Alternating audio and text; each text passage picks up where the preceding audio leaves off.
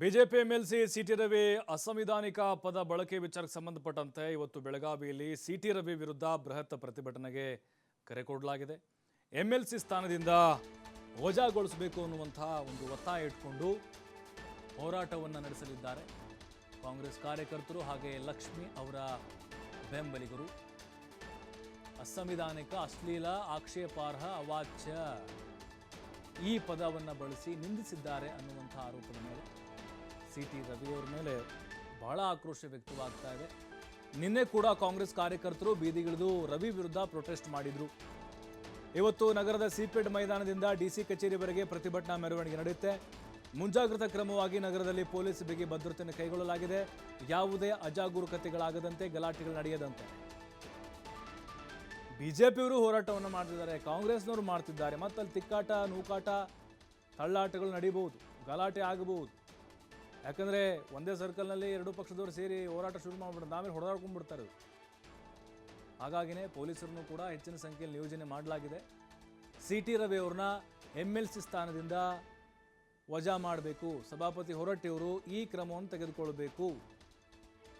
ಒಂದು ಹೆಣ್ಣು ಕುಲಕ್ಕೆ ಅವಮಾನವನ್ನು ಮಾಡಿದ್ದಾರೆ, ಸ್ತ್ರೀ ಕುಲಕ್ಕೆ ಅಪಮಾನ ಎಸಗಿದ್ದಾರೆ ಸಿಟಿ ರವಿ ಅವರು. ಬಿಜೆಪಿ ಸಂಸ್ಕೃತಿ, ಶಿಸ್ತು ಇರುವಂಥ ಪಾರ್ಟಿ ಅಂತ ಹೇಳ್ಕೊಳ್ತಾರೆ, ಭಾರತ್ ಮಾತಾ ಕಿ ಜೈ ಅಂತಾರೆ.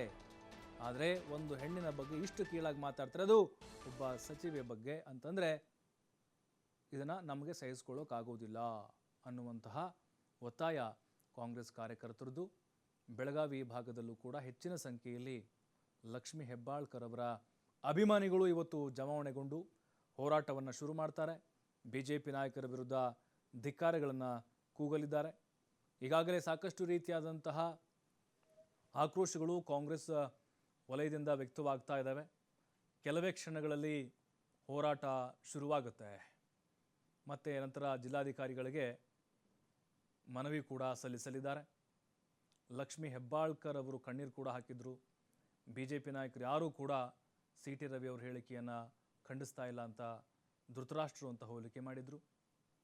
ಹಾಗಾಗಿಯೇ ಇಲ್ಲಿ ಆಗಿರುವಂಥ ಒಂದು ಅವಮಾನ, ಅಪಮಾನ ಏನಿದೆ, ಅವ್ರಿಗಾಗಿರುವಂಥ ನೋವೇನಿದೆ, ಇಡೀ ಮಹಿಳಾ ಕುಲಕ್ಕಾಗಿರುವಂತಹ ಒಂದು ಸಂಕಟ, ನೋವು ಅನ್ನೋದು ಕಾಂಗ್ರೆಸ್ ಕಾರ್ಯಕರ್ತರ ಒಂದು ಆರೋಪ ಆಗಿದೆ. ಹಾಗಾಗಿಯೇ ಈಗ ಕೇವಲ ಬೆಳಗಾವಿ ಅಷ್ಟೇ ಅಲ್ಲ, ಎಲ್ಲ ಕಡೆಗಳಲ್ಲೂ ಕೂಡ ಲಕ್ಷ್ಮಿ ಹೆಬ್ಬಾಳ್ಕರ್ ಅವರ ಪರವಾಗಿ ಪ್ರತಿಭಟನೆಗಳು ನಡೀತಾ ಇದ್ದಾವೆ, ಹೋರಾಟಗಳು ಅವ್ರ ಪರವಾಗಿ ಸಾಗ್ತಾ ಇದ್ದಾವೆ.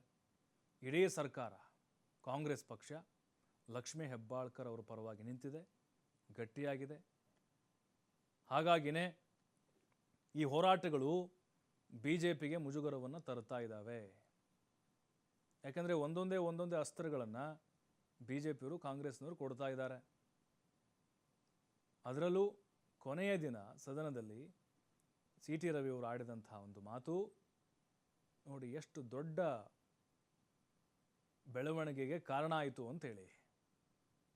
ಅವ್ರು ಹೇಳಿರುವಂಥ ಒಂದು ಮಾತು, ಅದಾದ ಮೇಲೆ ಅಲ್ಲಿ ರೆಕಾರ್ಡ್ಸ್, ಅಲ್ಲಿ ವಿಡಿಯೋವನ್ನು ಓಪನ್ ಮಾಡಿದಂಥ ಸಂದರ್ಭದಲ್ಲಿ ಬಹಳ ಕ್ಲಿಯರ್ ಆಗಿ ಆ ಪದವನ್ನು ಕೇಳೋದು, ಅವ್ರು ಹೇಳೋದು, ಅವರ ವಿತಂಡವಾದಗಳು, ಇವೆಲ್ಲವನ್ನು ನೋಡ್ತಾ ಇದ್ದರೆ ಲಕ್ಷ್ಮಿ ಹೆಬ್ಬಾಳ್ಕರ್ ಅವರ ವಿಚಾರವಾಗಿ ಸಿಟಿ ರವಿಯವರು ಆಡಿರುವಂತಹ ಆ ಒಂದು ಪದ ಬಹಳ ವಿರೋಧಕ್ಕೆ ಕಾರಣ ಆಗಿದೆ.